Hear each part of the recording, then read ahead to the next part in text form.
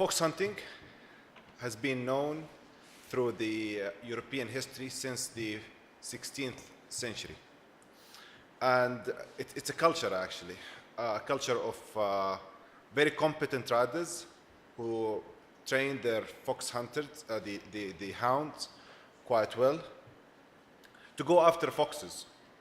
And this culture has been maintained throughout the history of fox hunting until about 2005, after the ban in the UK in fox hunting. However, the culture of fox hunting is still quite maintained in other parts of the world.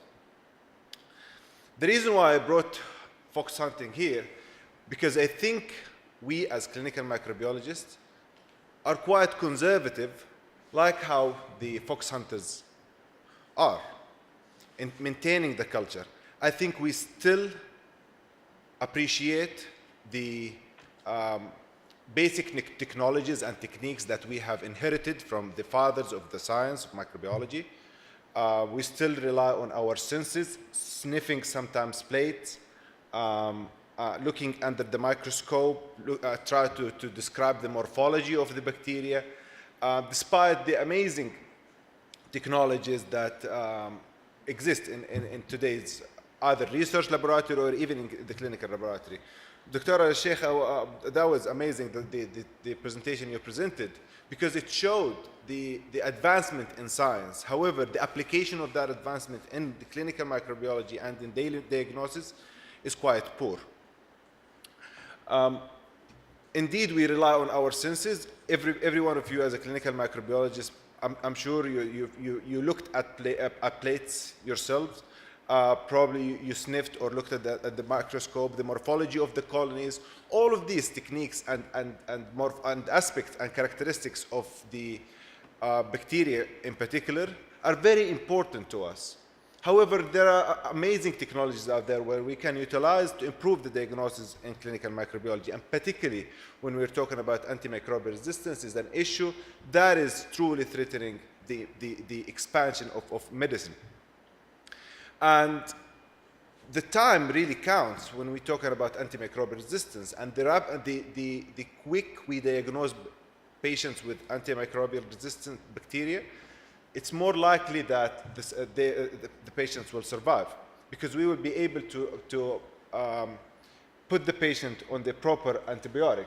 And I'm sure the vast majority of you are very familiar with this methodology, but I just want to take you through some of the process that we try to take on a daily basis to diagnose infections among our patients. We grab a sample, and here is the example of blood culture from a patient, and then we perform, of course, the culture. After that, after 24 hours, if the blood bottle gets flagged positive, we perform just a subculture for the sake of purity, and then we perform susceptibility testing in order to identify the appropriate antibiotic to be prescribed. And usually here we stop as clinical microbiologists, where we report the result back to our physicians so they can apply the treatment to the patient, the appropriate treatment to the patient. However, in reality, we quite really like to know furthermore what is the resistance mechanism that is causing, to further understand the surveillance aspect and the epidemiology of antimicrobial resistance. And there where we take molecular testing, for example, PCR. And after the amplification, we look under the microscope, and then we perform sequencing in order to identify the resistance variant or the resistant gene.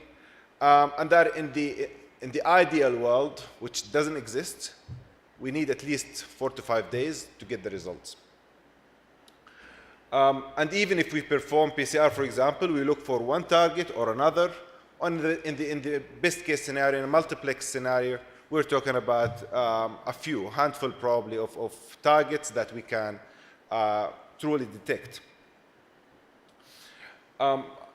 For a few who are bacteriologists, practicing on a daily basis, you will be very familiar with this phenotypic characteristic, the keyhole, which we utilize to identify ESBL, for example, ESBL producing particularly gram-negative bacteria.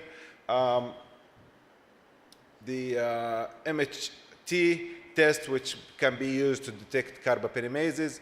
Basically, we are truly utilizing techniques that are very dependent and subjective, for example, to the dosing amount of the bacteria that we are inoculating on the plate.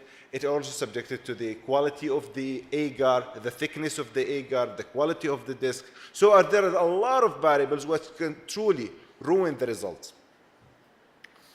Dr. Al-Hamlan, inshallah, will be presenting her understanding and experience using whole genome sequencing. Nowadays, actually, whole genome sequencing is being introduced in selected laboratories around the world to enhance the clinical microbiology diagnosis. However, we are still dependent on culture, and that is, at least will in the best case scenario, if the technology is available and the runs are available, at least within 3 days you can get the results. However, I think the microbiology got recently introduced to a truly somehow a breakthrough in the application of clinical microbiology itself. This is, of course, a picture of the space troop in Star Wars, and that was personally had encounter with them. That was at the bus stop of Royal Brisbane Women Hospital Foundation, where I was practicing as a clinical microbiologist, and they truly, at exactly the same time where Malditov actually was introduced to the clinical microbiology. That was about in 2010, 2011. When Malditov was introduced to the clinical microbiology practice, and that was a revolution in the clinical microbiology part, particularly to expedite the diagnosis of bacteria. We no longer are dependent on the morphology of the bacteria to identify the species, for example, or we are not really dependent anymore on the biochemical reaction in Vitek, for example, tests which are dependent on the biochemical reaction for the bacteria. So I'll just take you through the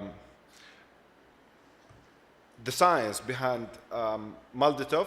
Malditov, it stands for mass assorted laser disruption, ionization, time of flight, mass spectrometer.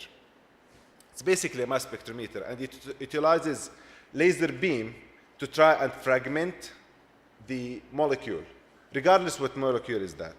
In our case, in the clinical microbiology, it is utilized to fragment the bacterial cell, and then it gets negatively charged, and then it flies through the chamber where the size of the molecule is basically produced like a fingerprint, unique fingerprint for each molecule due to basically the mass size of it. And that was exactly how Steve Jobs introduced iPhone in 2007. It was a revolution.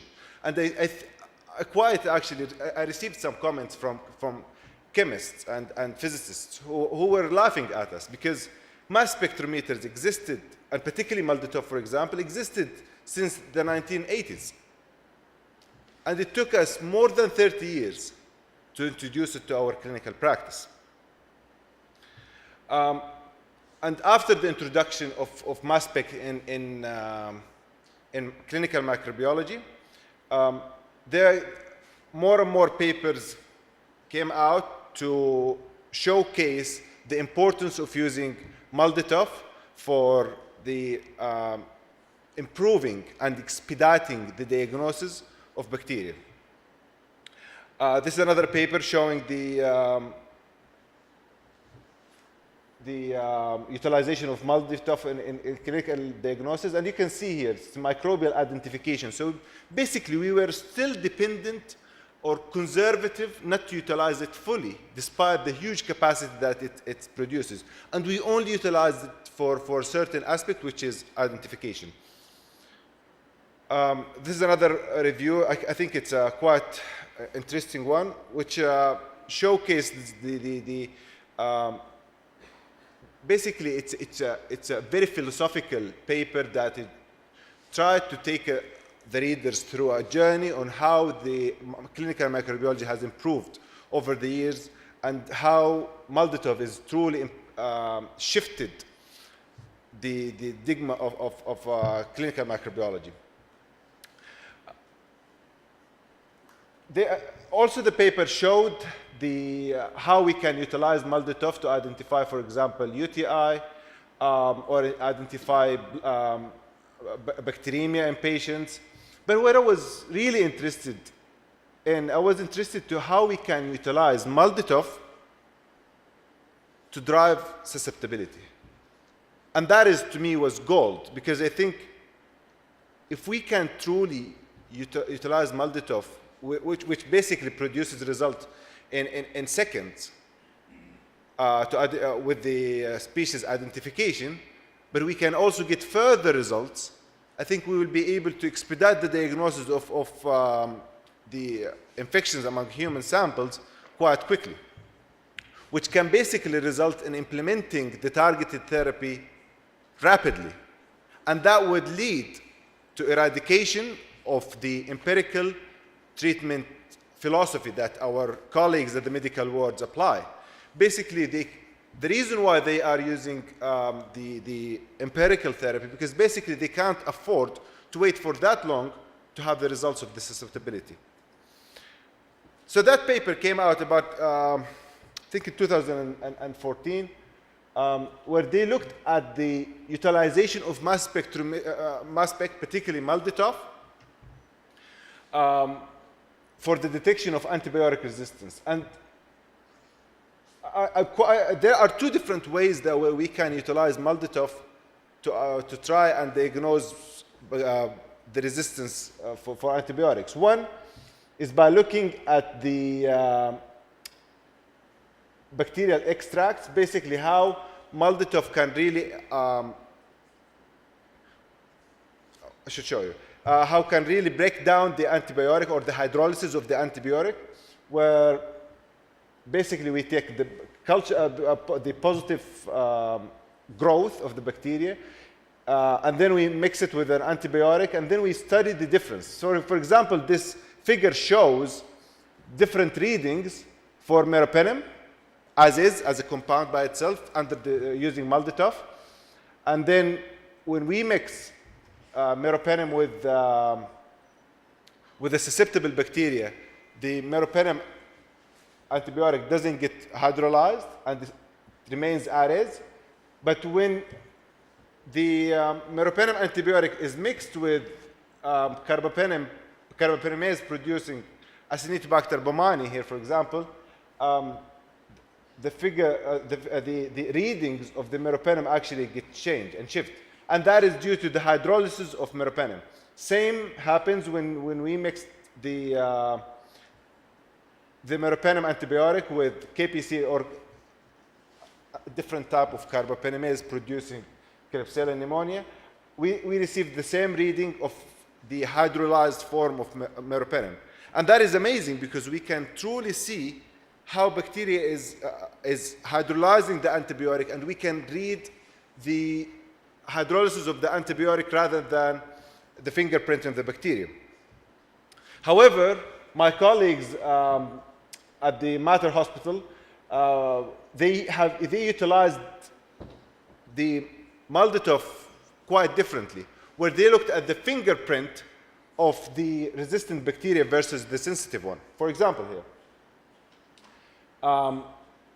the green reading in this figure represent the fingerprinting of the vancomycin-resistant enterococci, while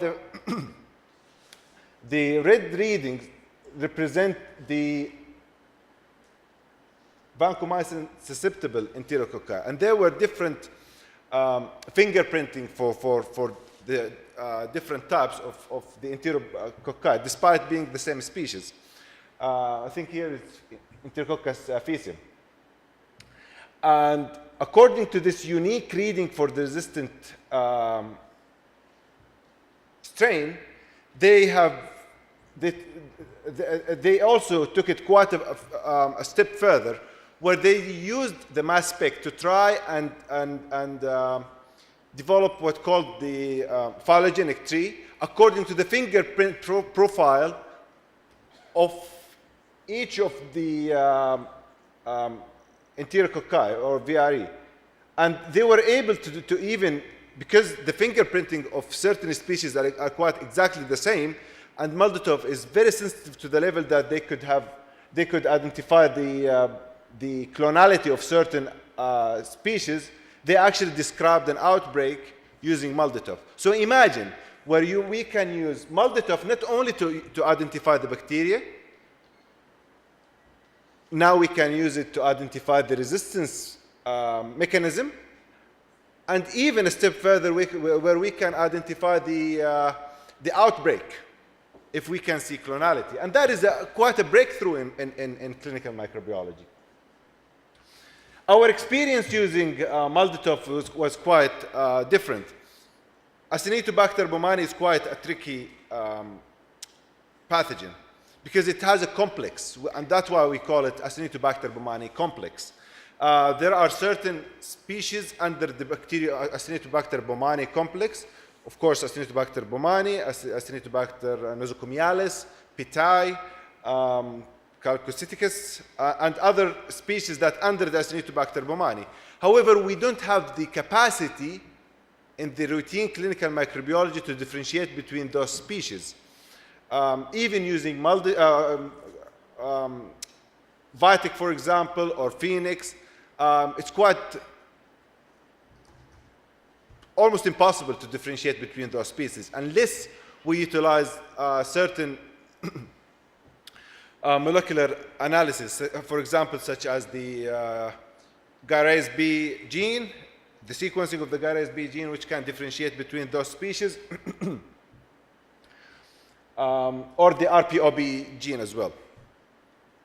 However, we utilized mass spec here, and Malditov particularly, to differentiate between Acinetobacter baumannii and Acinetobacter Pittae, and that is only showing the capacity of Malditov, the power of Malditov actually to differentiate between very closely related species on a genetic level. Because the fingerprinting of the genomics is different.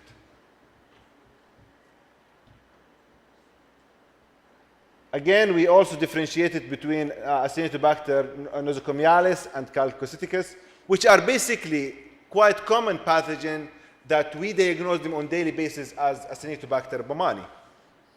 And that is just showing how we can utilize the power of Malditov through the proteomics rather than molecular or phenotypic.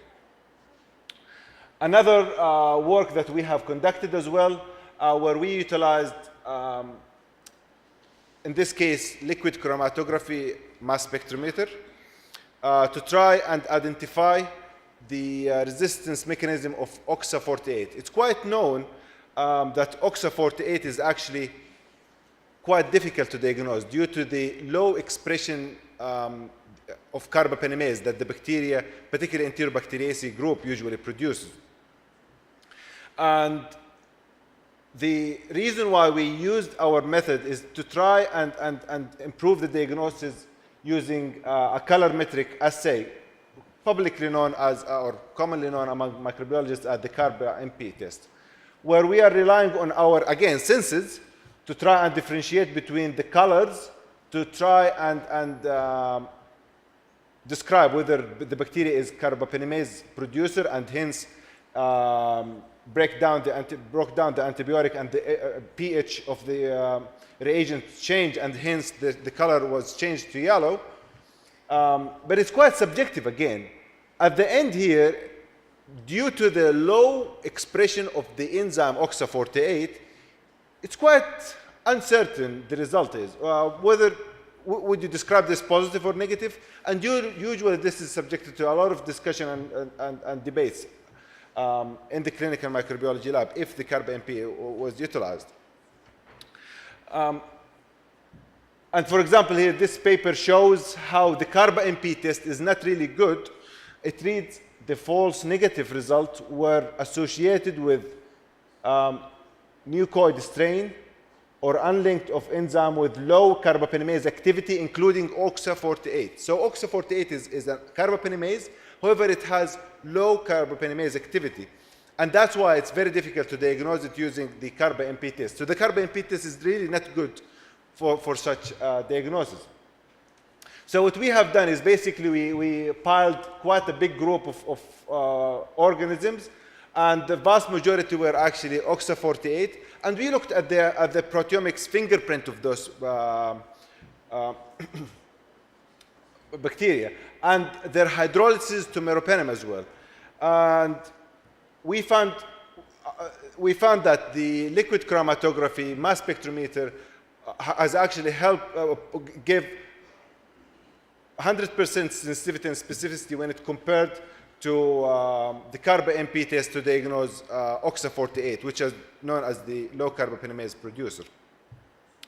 So basically, the reason why I chose to give this talk is because I just wanted to really tell you that you have amazing resources in your clinical microbiology labs. The MALDI-TOF can be utilized quite heavily despite the amazing, of course, and rapid identification of the bacteria. We can use it even further. And I think we should actually break the habit of the normal fox hunting, which basically we are truly fox hunting when we're looking at the infectious diseases, because we are detecting pathogens that we don't know how to find them. But I think we have to break down that habit by using the existing technologies that are introduced on our daily basis in the clinical labs. Before I end my talk, I just want to pass my gratitude to leaders who are really contributed heavily to make me a leader in my field. I was generously supported by different organizations around the world and collaborated heavily with different institutes here in Saudi and in the GCC and beyond. And with this, I would like to say thank you. This figure shows the fact of how antimicrobial resistance is contributing to the US economy and how we can really any intervention that we can contribute to lower that dollar sign figure, it should be quite impactful. Thank you.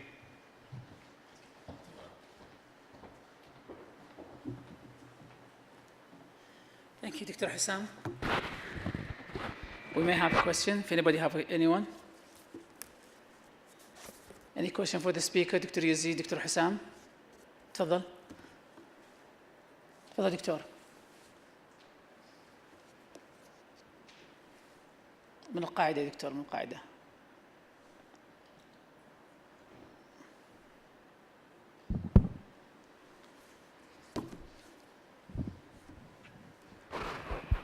Thank you. My question to Dr. Yazid. ممكن صوت الدكتور غير مسموع، قرب السماعة شوي. My question to Dr. Yazid, thank you for this very interesting topic. So you have mentioned several applications of CRISPR-Cas9 applications. Could we use this application for the prevention for infectious disease? I mean, such as vaccination tools.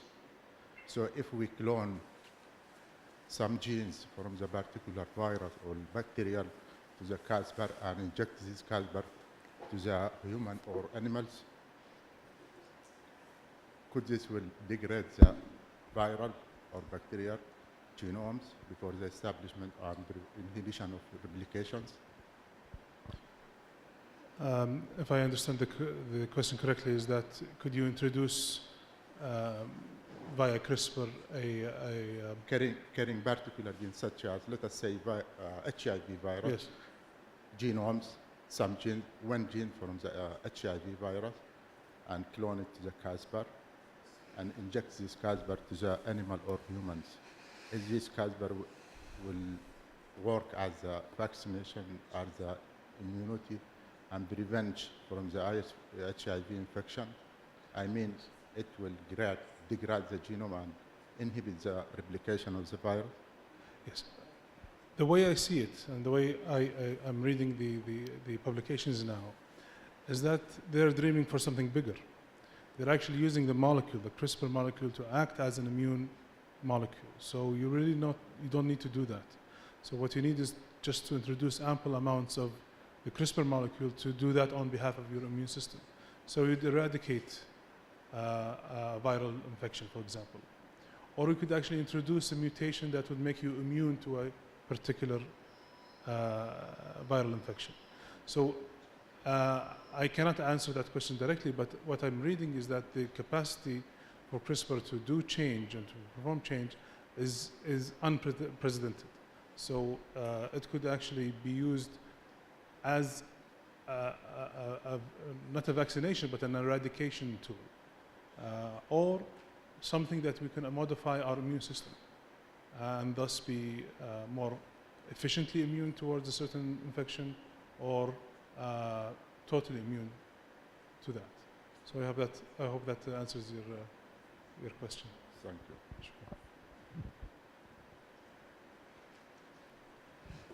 Any other question?